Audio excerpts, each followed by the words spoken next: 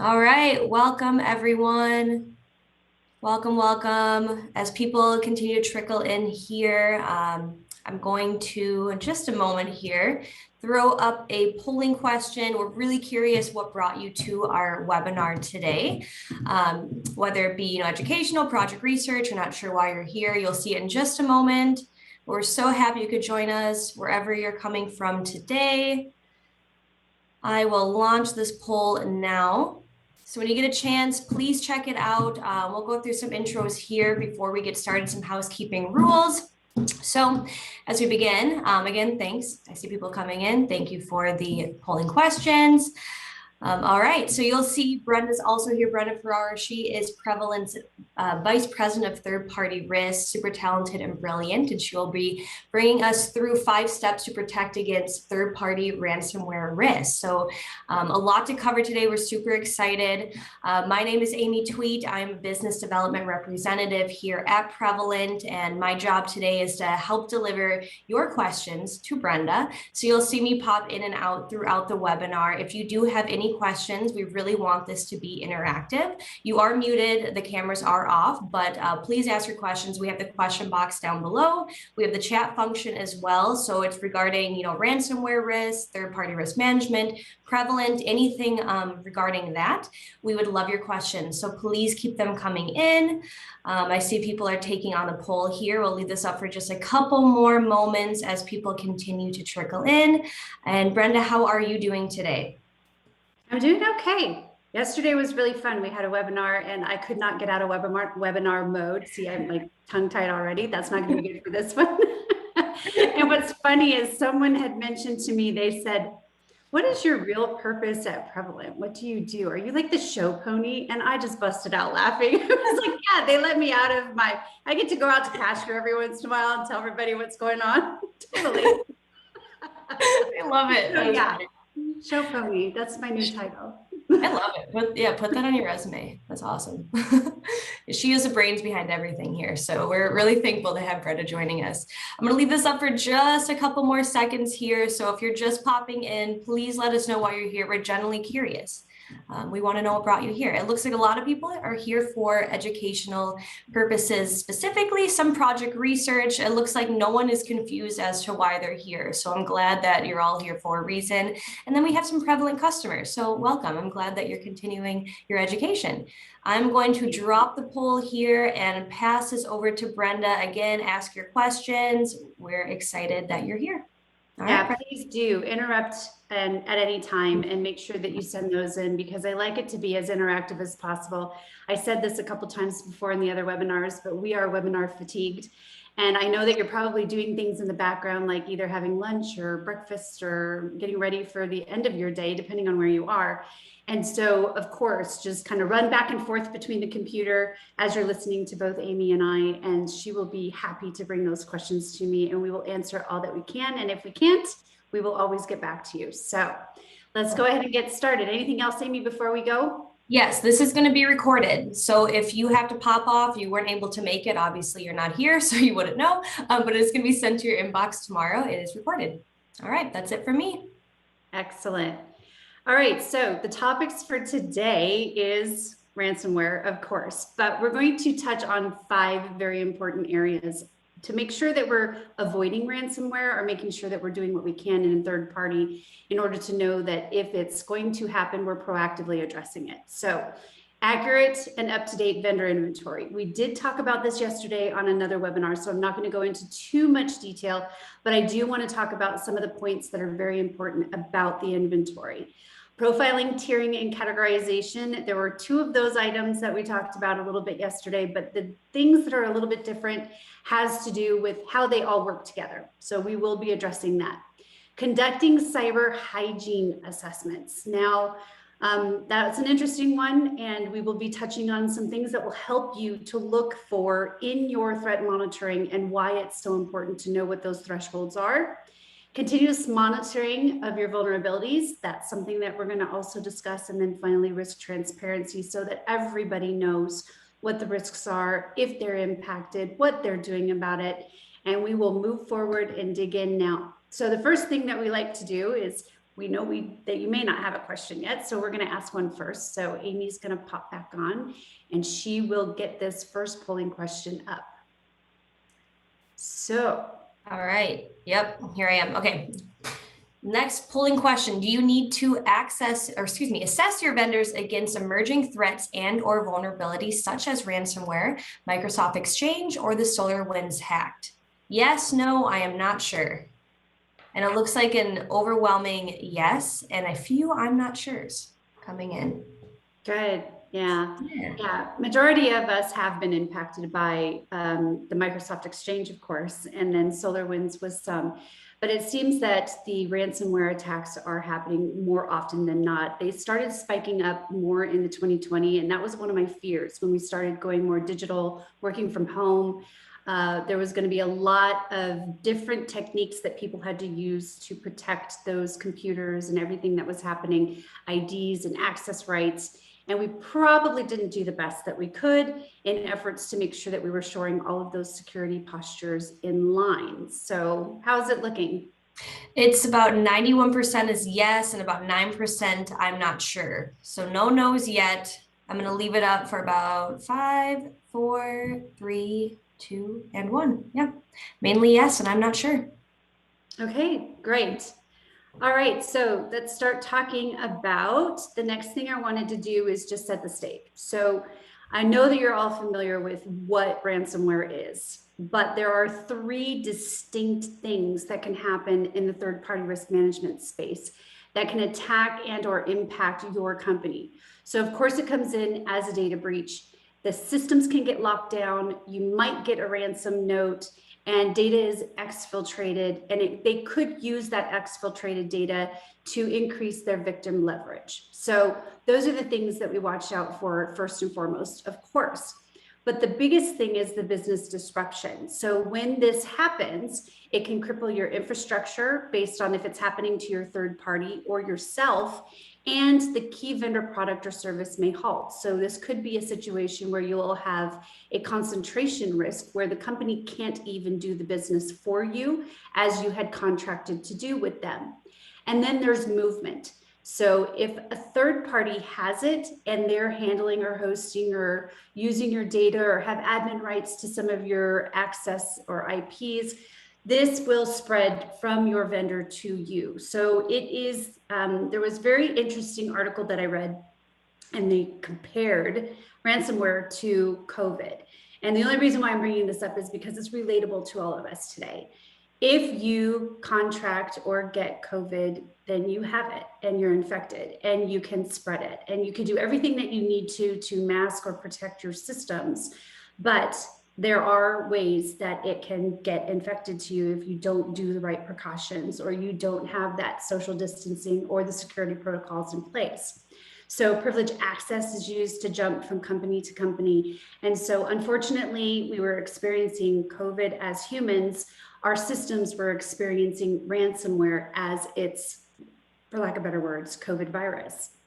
So those are the things that you need to keep in mind. And one of the things also that is very important is that third parties want to be very forthcoming in disclosure, but sometimes their policies may state that there are certain ways that they need to inform whomever they need to inform what's going on. And sometimes that can take weeks, sometimes that can take months. So make sure in your contract that you have information on how soon you need to know, even if they are still trying to figure out exactly what the root cause was. Don't wait until the root cause is identified, because by then it has spread. And if it spreads, it could be to a point where it's very hard to remove. The lack of key details can come in time. Just tell them, we need to know that you've been impacted. We're not going to come and reprimand you for it. We need to know proactively so that there's something that if we can fix it on our side, it can stop it. We've got a lot of different ISACs and ISAOs that share information if you're a member of those. And what they do very well is they will inform individuals that something's happening, whether it's happening to their peers or not, even if it's a competitive world, because you want to stop it. If you don't stop it holistically, it can continue to spread. And then set those expectations like we were talking about with the contracts. It's really important to make sure that they know what their service level agreement is to inform you of when it's happened, what's happening to fix it, and then when it's fixed. So those are the things that seem to be a challenge for us already. Now, there are some things also for ransomware avoidance. Now, there's open ports. This can come up as your system. There's third-party providers that can also be shown as being the area where it comes in, the employees such as phishing, and then remote code execution. And you'll notice here there's a couple things for each of them that are listed, but here are some items that you can use to remove and or avoid ransomware attacks. So in the open ports, make sure you're verifying the trusted IPs and user access, you're strengthening your cryptography and security, and you're automating audit trails on system components. I'm going to skip over third party right now because that's what we're talking on and focusing on today, but I also want you to look at in the phishing area, there is in this presentation a little bit of tidbit of information that I received from a customer that they were willing to share anonymously so that I could provide that information to you. But they look at things such as monitoring leaked credentials, hardening the email security measures, monitoring phishing and fraudulent domains, and installing endpoint protection. So you're probably already looking at all of these with regards to your questionnaires or your threat intelligence, but now let's put a better focus on them and make sure that you're not just waving over them. If they say they have a control in place, verify and validate that those controls are indeed in place. Now for remote code execution, of course, patch, and then make sure that those organizations that are sending you the patch have defect management in their code process, so that if they're sending you patches, those patches have gone through the appropriate Q&A. Stay informed with cyber intelligence tools and with information sharing and analysis centers and even peer-to-peer groups. And then let's now focus with the third party. So you always have used, or most likely have used, questionnaires, and in some cases, the threat intelligence, or in most cases, moving forward, you should be using both. So continuously monitor the security posture by not doing a one and done assessment. And we've talked about this a couple times in some other webinars. So if you're a repeated participant, I'm sorry if I'm repeating myself, but it's important for everybody to know if it's the first time listening in, if they're just starting their program, or it's something that you should pretty much have tattooed on your wrist or your arm or your brain. Share your hacker report with your vendors. This is something that doesn't always occur. If you have threat intelligence and you're running a report on your vendor, why not share it with them? This is something that I did when I had a third-party risk management program. It's something that I advocate when I do strategy meetings and workshops. I feel like if you're running a threat monitoring report and it's basically giving you information on a vendor, that vendor should know what information you're receiving. So it's kind of like a credit check. If you're going to go buy a house, you have the ability to clean it up. You should be able to have the ability to clean up your threat intelligence report as well. Two more things, Amy, and then I'll let you break in. So the automated event and response management, this is becoming more and more important as we are experiencing more and more ransomwares and breaches. What's happening is it's been difficult for us to go and identify who's been impacted, but automating that and making it so that the vendor can tell you if they've been impacted or not, and then tracking the risks to closures with a rapid response technique is something that Prevalent can help you do in the platform, so that you're not doing it with spreadsheets on the side or emails to your customers, and then reporting those key risk indicators to your executives so that they can make decisions on them. So let's now go to the question that Amy has, because her pretty face is ready to ask. Thank you. All right, so question from the audience. What risk vectors and continuous vendor monitoring will be most efficient with ransomware avoidance? So these are all listed right here in front of you, and we can also have a session with you to make sure that in those ransomware avoidance techniques, we're looking at what's appropriate to your engagement. So you've got to understand that there are some different for your company that might be different for the other. So if you want to reach out to Amy, we can have a session with you to say, what are you looking at right now? And let's make sure that you're looking at the right ones that are appropriate to not only just the engagement, but to the service and or the product that they're providing. So they kind of change a little bit, but from a very high level, the ones that you see in front of you are the ones that you should start with. All right, polling question number 2, from us to all of you. That's a rhyme. I love it. And I have to say, I really loved your COVID analogy. I think everyone can relate to that at this point. I can't take credit. It wasn't an article. I was just spreading big news. Well, that's great. Okay, well, we have a lot of people already involved here. So question number, 3? Do you have accurate and up-to-date information on your vendor supplier universe? Yes, no, I'm not sure. And it's kind of bouncing all over the place. It's almost split between yes and no at this point. We'll give it a few more seconds here. Wow, all over the place. Yeah, what I'm finding in the field is that there are some companies that are very good at making sure that they're keeping track of their vendors and updating the information, whether there's a point of contact that changes or the service changes. And then there are some where it's so disjointed, it becomes quite, it's a big, huge Herculean event just to make sure that you have the information. And there's some techniques that I'll talk a little bit about on how to shore that information up. All right. I'm going to give it a few more seconds, but it looks like we have 36% saying yes, 39% saying no, and 24% saying I'm not sure. So kind of all over the place here. Okay. I'm going to end the polling in 3, 2, 1. Okay. Sharing results actually right here so you can see Brenda. Yeah, so the no's, we really need to help them. Yeah, we're here to help. In order to make sure that you're sending information out and you're receiving information in about your vendors, that's really, really important. The ones that say yes, that's great. So they've figured out some techniques, whether it be I'm engaging with the procurement department and we're knowing exactly what's happening as it occurs. We're in line with being partners in third-party risk.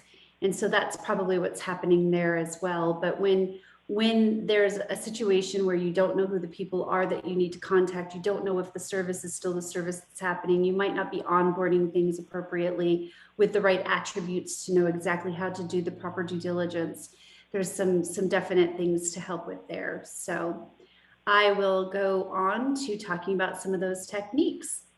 So there's 3 things that I want you to think about from a very, very high level when you want to have an accurate and up-to-date vendor inventory. If you did not go to the webinar yesterday about where to start, that definitely could be sent to you as a recording.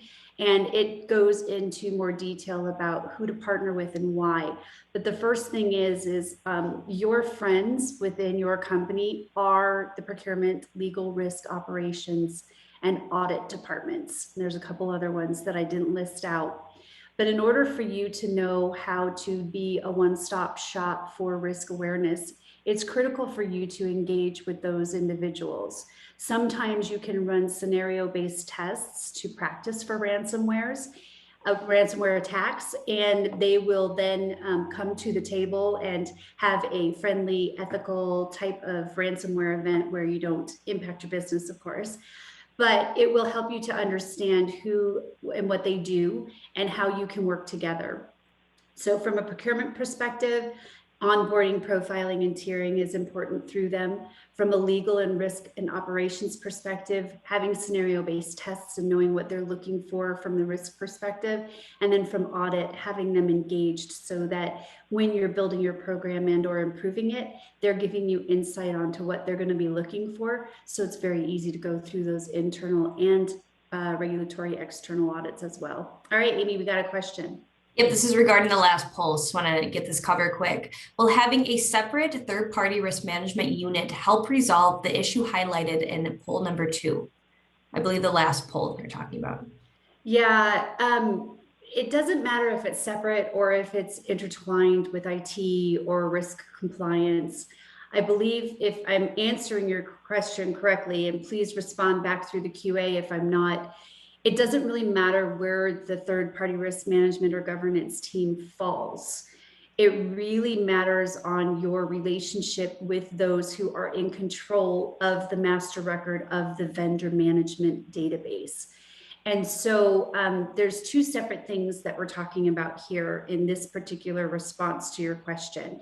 Vendor management is different than vendor risk management. Vendor management goes over the procurement details, the contracting, vetting who's the right organization. And then risk is about what risks do they bring to the table and how are we going to mitigate those risks once they've been selected. And what we're trying to accomplish cohesively across the globe is let's tell the procurement organizations about the risk in the advance front so that they can know what the heavy lift will be as they move forward with selection. So it's kind of more sharing of information about risk, understanding everything with a relationship. So I don't really necessarily think it needs to be separate, but I think that it needs to at least handhold and or be a very good communication and process connection between other departments. I hope that answered your question. If not, let us know. The second thing that is important is have a complete assessment life cycle. The complete assessment life cycle is really where you do continuous evaluation. And with that partner and relationship with your other departments, you're going to want to, of course, have identifying your inherent risk, then your residual risk, closing those risks and tracking them to closure, making disposition decisions on them, having a steering committee to escalate to, and then making sure that as risks are closed and changed, your risk scoring also does as well. So having a full holistic program workflow and picture is going to also help you with your inventory for your vendors, because you'll know that you have a partnership with your vendors as well, and they will want to provide you information of how they are progressing on risk remediation or what they're doing with regards to their assessment closure, making it a very friendly and harmonious type of relationship with them is going to make it so that they want to interact with you, because not only are they helping you to know what's going on, you're helping them to become more secure. And then building a vendor risk management database, and some people call this a supply chain or supply sourcing management database. You can use whatever acronyms you want to, but this is really showing you a landscape of all of the connections of your vendors and what they're doing with your business units, and how the information is going back and forth, or where is the critical hiccups that could occur if something were to not be available due to ransomware. So those are the kinds of things that you're going to want to see, so that it's very easy to look at a snapshot of exactly where your information is moving, what services are being provided, what products are being provided, and how they all work together.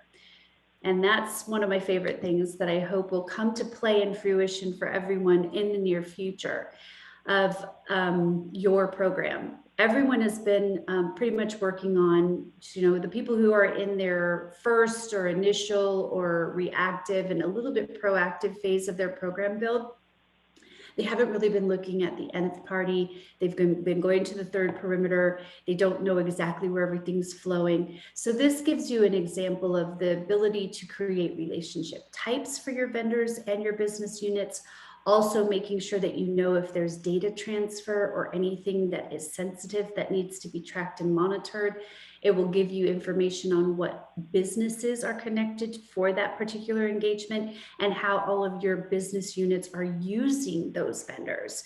So it's a very good way to identify exactly what's going on. Now, this is a static screen. If you ask for a demo from Prevalent, they can show you it in an interactive way. And what I love about it is if I highlight one of these particular circles, it will show me in a highlighted fashion where all the data is moving, who's using it.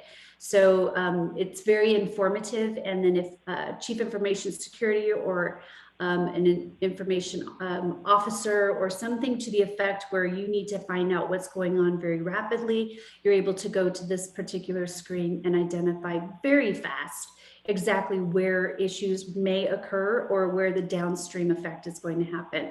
And I see a question, but I don't know if it's a comment or a question. So I'm going to wait for Amy to see if it's on this slide. I'm here. Okay. Yes, question. Okay. So is it okay to monitor all vendors or just the critical ones? Is it possible not monitoring non-critical vendors might result in a critical systemic risk when considered in aggregation? Yeah. So when you're starting your program, you have to take it in bite-sized chunks. So I am going to say always start with your critical and high, and then rapidly get to your mediums and lows. But what I would recommend is always run a threat intelligence report on everything. You've got to have something to go on. It's better than nothing. Don't leave anything out there. And at least with your threat intelligence, you can see the hacker movement in the wild that's going on. And that will give you some triggers on if you need to bump those particular medium and low vendors up into a high or critical state based on an event or some business or financial situation that they might be going through. So I'm not going to say that you have to do a big bang theory of everything all at once, but you can take a methodical approach as long as you're doing something with everything. And I think threat intelligence can help you with that. Thanks. All right. Polling question number 3, or should I say slide number? Because we're actually on polling question number 4 if it was actual. Technically, yes. Okay, launching now. All right, question is, you have a system to categorize your vendors/suppliers. Yes, no, I am not sure. We're coming in hot with a lot of yeses. Good. That's good. Good. Very good. We like to see that. Okay, we'll give it a couple more seconds here. A few no's and a few I'm not sure, but again, overwhelmingly with a yes, 82%. Great. Yeah, that is very great. different from yesterday's poll. So we've got some veterans on the call. That is good. Really it's good. those customers that are answering. That could be too. That could be too. All right, I'm going to end it and share so everyone can see here. So 83% yes, 7% no, 10% I'm not sure. I think this is the first polling question where we had such a high percentage of even anything, yes, no, and or I'm not sure. So this is really good news. I'm very happy to see that. Right, and I have, let's see, oh, just a comment, no question. You can continue on. Okay. Yeah, we were having some audio problems yesterday. So I always worry when one of those go in there and I'm like, okay, I have to take my phone and turn it off Wi-Fi. Earlier too, just in case. So profiling and categorizing and tiering, I just wanted to let you know that there are ways to use the prevalent platform to profile. Some organizations are using their own system where it's outside of a third-party risk management program or platform, and they're trying to find out exactly what that third party is doing for them, what kind of service is being provided and where. And so there are risk category examples that I've listed here. It's a repeat of yesterday, as well as the prioritization triggers. But for tiering, I don't really care if you use blue, red, yellow, green, ABC, cactus names, or whatever you want to use. You just have to make sure that your information classification model tells your assessors and your reviewers exactly what needs to take place, take place in order for the due diligence to be proper. So I gave a couple examples here, not saying that they're completely accurate, but it gives you the gist of exactly what people normally used to say, okay, if it's a cloud service, I'm going to use a threat monitoring report. You'll notice that it's all the way across. And then for tiering, normally I had tiers that were A, B, C, D. And the reason why I did that was because our risk and compliance organizations use tiers differently. You might notice that the tier taxonomy across your organization can be completely different. And so in order to avoid that, sometimes I would just go away from the word and say, okay, anything that's a category A is hosted and restricted data and hosted confidential data and cloud services. And then anything that was category B or tier B would have been mobile and software and web development. So that was something that I took into consideration. I'm hearing static. Is that just me? And then went away. A little bit. It's not too bad. I get a static visitor every once in a while on these webinars, but okay, it's gone now. All right, so basically what I would like to just hone in on here is when you categorize, just make sure that you're using things that are translatable to other taxonomies that you're using. Create a document and then just make it very clean and easy and sharp. Tiering can be changed with regards to your third-party risk vendors or your fourth or nth party. If something, an event happens, change the tier. If they aren't closing their risks, change the tier. If they come in and they're very healthy with their security posture and they may be critical or not critical, just make sure that you're using the appropriate due diligence and watchful eye on them. So to me, tiers can fluctuate. And it really tells me that it needs to be in a certain due diligence factor. All right, so we have another polling question that we want to take. We have so many, we just want to keep interacting with you. So, okay, so we're going to launch it here. All right, do you continuously monitor your vendors? Yes, no, I'm not sure. All right, overwhelmingly yes. Again, this is great to see. And before you close the poll, the one thing I want to do before they stop answering is continuously monitoring is two different things. Continuously monitoring is I run threat intelligence on my vendors. Continuous evaluation or monitoring your risks is not continuous monitoring. That's something completely different. So if you've said yes that you continuously monitor, please make sure that that is because you use threat intelligence to monitor from the outside in. If you're trying to answer that yes as, yeah, I look at my risks and I complete those risks over and over again as they come in and are mitigated, that's continuous evaluation or continuous assessment. So you might see that shift a little bit now that we gave that explanation. Thank you for clarifying. Yeah, and also, I'm not sure if you can change your answer once you can. I think so. But yeah, it looks like I'm going to end here in 3, 2, 1. Okay, and share results. So overwhelmingly, yes, 81%. It didn't change too much after you clarified, but I don't know if you're allowed to change it or not. And there's also 9% no and 9% I'm not sure. All right, well, good. So if you are using threat intelligence and you're monitoring your vendors, that's great, because with regards to ransomware, there are some things that cyber intelligence does to fill the gaps. So this might even answer that earlier question on exactly what I should be doing in order to look at these items. So for example, public sources, there are things like Data Breach Today and National Vulnerability Database. We have a blog out in our website that has links to these two areas, and those summarize newly disclosed vulnerabilities in commercial and open source software. So that's one thing that you can use for intelligence. The other one is the hacker forums. Now, this is the areas where like the criminals are selling and exploiting stolen data. They discuss attack targets and they share intelligence. So by monitoring these types of sites, those can reveal vendor breaches and expose credentials, and you can get early warnings of potential attacks.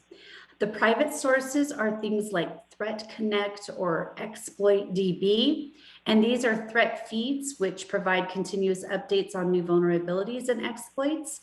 We also have regulatory monitoring sources, and those are the things like the industry and the government regulators, of course.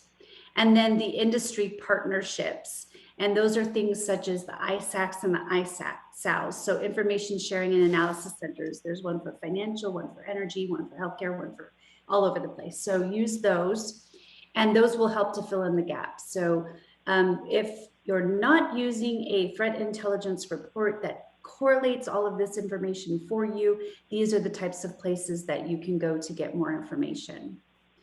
Now, one of the things I wanted to share with you is with regards to the SolarWinds and what Prevalent did in order to help their vendors and their customers. So we have tens of thousands of vendors and we have many, many, many customers.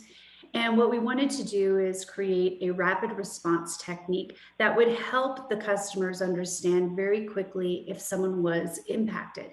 Now, this particular report here that I'm showing you is the SolarWinds that was applied to our healthcare vendor network. The healthcare vendor network was receiving, of course, we've got ransomware attacks and all kinds of things that are happening, but very quickly we started to see a huge uptick in the response rate because people wanted to share and let everyone know what was going on. So there was one pharmaceutical company that had an 85% response rate, which is very high. They sent out about 100 requests. 86 of those responded, and 18 of those were impacted at the time that we took this report, which was about a month or so ago. There was a retail company that we also sent it out to, which isn't in the healthcare space, but wanted to let you know that we sent it out to exchanges and non-exchange customer vendors as well. And they did this on their own without our assistance. They had a 63% response rate with 435 vendors that received the request, 275 responded, and 5 of those vendors were impacted.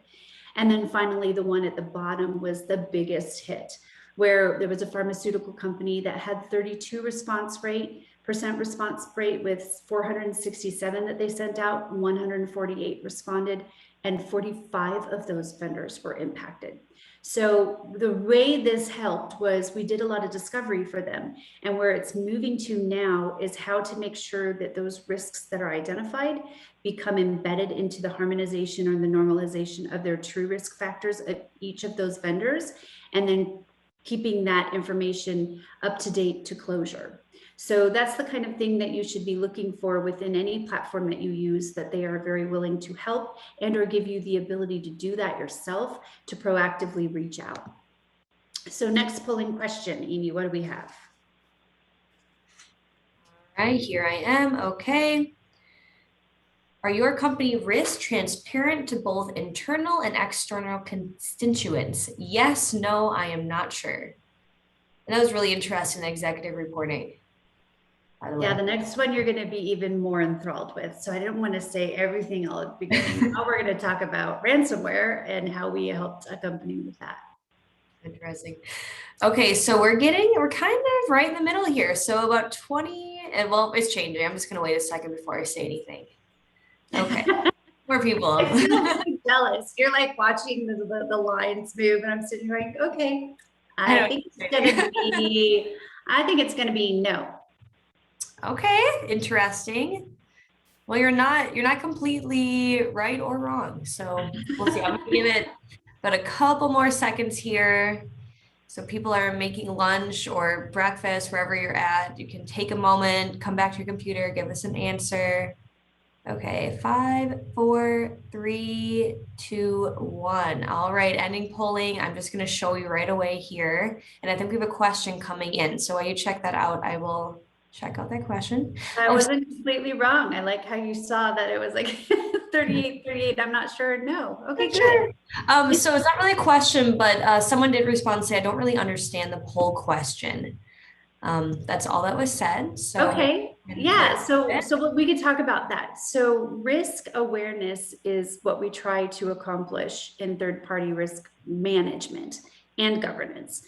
When we have a risk, we need to be able to share that information transparently with our internal stakeholders, whether it be the procurement department, the legal department, the compliance, the risk department. But also we need to be able to show the risks that have been identified or observed in the responses that came back to the vendors. So transparency of that information, both to internal and external, you could use the word key stakeholders instead of constituents. That would be what we're looking for, is just to make sure that we're not just getting information and holding it close to us and working on it that way. We want to be able to let the vendors know what we see and what we need. And we want to let our internal departments that are our partners and friends know what's happening as well. So that's what the transparency of internal and external constituents means. She said she got it. So thank you. Good. All right.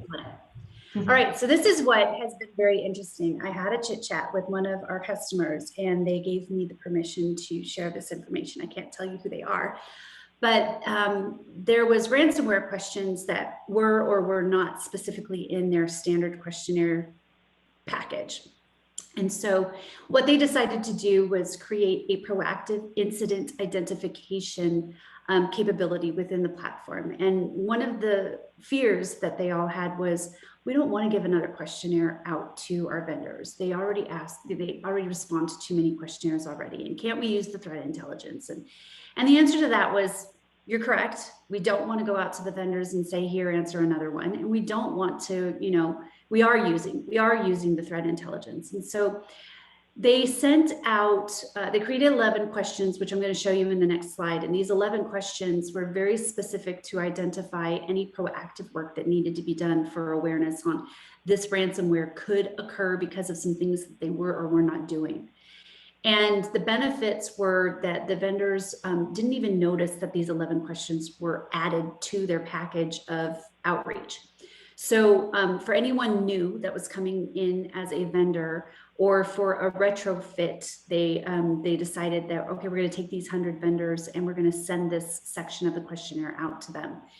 And they didn't really balk at the vendors were like, oh yeah, no, we can answer these, no problem. There's only 11 questions, great. And if they were new vendors, they didn't even notice it was a new questionnaire that was added, because it's just added to the laundry list of information they needed to get. So it looked like one questionnaire, not a bunch. So they didn't notice a change. The executive management is predicting a savings based on the fact of the information that they received. They found that there are two top trends. So after they sent out this information to a subset of their vendors, email security measures to inform employees that emails are received from an external source had not been implemented at the third party. And that could result in phishing vulnerabilities, which is a very easy way for ransomware to get in. And then as part of a compounded risk included with that, and or subsequent to that, there were general IDs that were being used for administrative activity. So they basically said, okay, these vendors have these risks. We need to go and close those risks because it is a insert into our company that we don't want to have open. Then what they did is they took and they said, okay, we had 15 incidents last year. Now we have seen 51. And because we're seeing 51 incidents in ransomware increase, and we kind of calculate that each incident that we run, all the people, all the time, cyber insurance, whatever it was, it came out to a $150,000 scenario. So they're saying, you know what, if we can close up these risks and remove and or avoid ransomware in this way, we potentially could save $7.6 million. And if we can save $7.6 million, we can now focus that into other areas of our company. So it increased the vendor relationship. They were very willing to produce the information. It reduces the vulnerability landscape. It gave predictions of savings. You can't really quantify that until you really know and see it happen. But at the very onset, this is what they are charting out. And this director, he basically said, simply adding 11 questions to collect information on ransomware hygiene to our standard has provided management with the information to, 1, increase focus on proactively assessing, and 2, the risk management that is being applied to what matters to our company most. And we're seeing ransomware, so let's address it. The other thing is they've got potential savings, countless of hours and millions of dollars that could potentially occur. And this incident response and crisis management activity could be pretty much avoided in some cases. So that's what I wanted to share with you, that ransomware questions need to be added to your standard if you haven't already done that. And here is some examples of those. So they were very happy to share that these are the 11 questions. And when you get a copy of this, you'll notice that there are things in there about, have you been impacted by ransomware in the last 12 months? Do you have a company response plan for a widespread ransomware attack to have respond, recover, and notify clients involved? Does your company perform awareness training campaigns to phishing threats and best practices? So that, and is there a report suspect of phishing attempts that include testing and effectiveness? There's company performance of simulated adversary attack exercises. Those are my favorite, by the way. I love conducting those. Does your company automatically mark or tag emails that it originated from an external source. When I was in big companies, I saw that happen, but in medium-sized to smaller companies, I don't see that happening as much. Does your company leverage filtering and blocking technology with your internet-facing email and web browsing? Does your company internet email filtering solution run suspicious attachments in a sandbox? And then, of course, the last four, do you have remote connectivity requiring multi-factor? Does your workforce with privileged access have separate identities to perform privileged activities? What percentage of your company devices does the primary user have full-time local administrator rights? And lastly, is there antivirus technology that your company has deployed to automate, isolate, and contain end user device technology? So these questions have helped this particular customer the ability to identify trends, and then they're focusing on those trends to remove the ransomware capabilities or even the potential vectors that could then be an intake or an ingest for them to be attacked. So no question. Just wanted to pop in and say, maybe screenshot this. And morning, Brenda, I want to smile. Screenshot. This will be sent out as we mentioned and recorded, but maybe take a moment, screenshot. We'll smile for you. But that's all for me. All right. Okay, so a peek into what is available. So I did want to let you know that with ransomware attacks, there are different techniques, at least 6 of them, that we have already embedded into our platform. If you're not using Prevalent, you're going to want to take a look at that because it's very automated and it's easy to use. So we can track vendor threat monitoring through the centralized management console. We normalize and harmonize risk across everything that's gathered, whether it be a document that has a risk or a questionnaire that has a risk or threat intelligence that has a risk or events that occur. We can flag critical risk based on type, priority, date range, threat category, and so much more. It's really a machine learning and AI type of a system. And then we further gauge risk by straightforward scoring of high, medium, low risk scaling to make it very simple and easy for you. We'll leverage the automated playbooks to trigger actions on workflows. So your workflow doesn't have to be the same workflow as the company that sits next to you or your peers. Your workflow can be customized to yourself. And then also revealing behavioral anomalies. So the cyber and the business monitoring report templates can definitely help with that as well. All right, so with that being said, we are your trusted partner. We've got some companies that are listed in the trust section. We are one of the fastest growing vendor networks, up 128% since this has been created as a slide for you.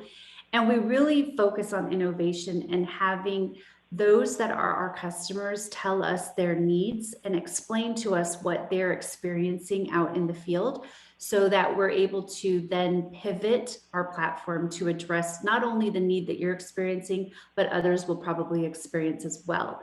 We're recognized as leader in the 2020 Magic Quadrant, and we are the strongest in strategy among the dedicated VRM providers that are listed in that quadrant box. So I highly recommend reaching out to Amy at info@prevalent.net and getting some more knowledge and some education and demos on exactly what our platform can do for you. With that, I think we have one more question that we want to ask, and then we can go into any additional questions that the audience may have.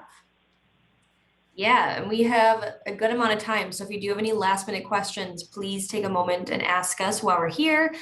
This last polling question is for us. So are you looking to augment or establish a third-party risk program in 2021? Yes, no, I'm not sure. As Brenda has mentioned, we are here to help. So myself, my email is atweet@prevalent.net, and then my counterpart, Amanda Farina, you may have seen her in the webinar if you were around yesterday, afarina@prevalent.net. Reach out. We are happy to help, share resources, anything that can support you. So I'll leave this up for just a little bit. We'll wait for any last minute questions that may be coming in. Right. I believe there's another webinar that we have before the end of April that's going to be talking about rapid response as well.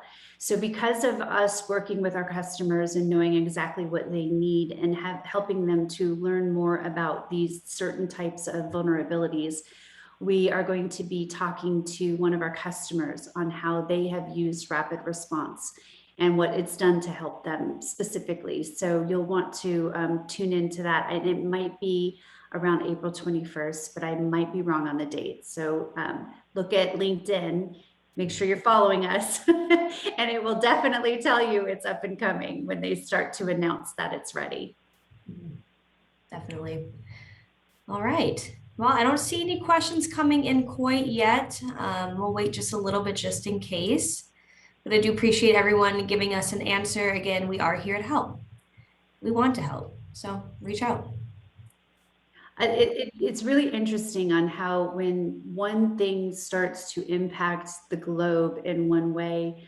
I was a predictor. I sadly thought that this was going to happen when we started going and hunkering down and lockdown and people had to go home and work. So it took longer than I expected it to start hitting, but I think the realization of it means that we just need to make sure we're addressing it. So anything that we can do to help you to make it easier, because it doesn't seem to be slowing down right now. It seems to be picking up, especially with that one customer that said they had 15 ransomware incidents the year before, and now they've calculated 51. Yeah, it was 51. I mean, the 1 and the 5 just swapped spaces. Crazy. Yeah. Yeah. And I mean, COVID's not going anywhere quite yet. I feel like we're getting close to the end. So yeah, good thing to keep track of. All right, I'm going to end this poll really quick. I do appreciate everyone who gave us an answer. I think I have one, either a question or a comment here. Okay, question. Does Prevalent help with consulting services such as setting up vendor risk register, vendor database / register, etc.? Yes, definitely. We really strive on making sure that we're not just giving you a platform to use, because it takes techniques, tools, and talent. And so we do have the ability to help you with building those very foundational items that you need for your programs. So there are managed services that you can get that can help you with consulting. We really like to make sure that those are tied in with Prevalent licenses, because a lot of the advice and strategy that we give you, we know that automation is going to be one of your main things that you need. So there is that tie-in that we'll need to talk about, but you can get they're slicing and dicing how you package what you use of the Prevalent platform, and the consulting services is pretty easy. So we'll get you in touch with someone that can help you with that. Yeah, thank you for that question. Okay, that's all I have for now, Brenda. Well, then we're going to give people the gift of time. I love to do that. Sometimes I go over, and this one is a good one where everybody can take a break before they go to their next meeting. Thank you so much for joining us. And Amy, it was a pleasure. Oh, thank you so much, Brenda, for all of that wisdom. I learned a lot here, and I'm sure everyone else did. Thank you so much for everyone that joined us today. Again, this will be sent out to your inbox early tomorrow, the recording, so you can check it out again. Reach out if you have any questions, need resources, want to chat. We are here to help. I sound like a broken record, just like Amanda yesterday, but we are. We're here to help. So thank you, everyone. Thanks, Brenda. Hope you have a great rest of your day. Thank you, you too. Bye-bye. Bye.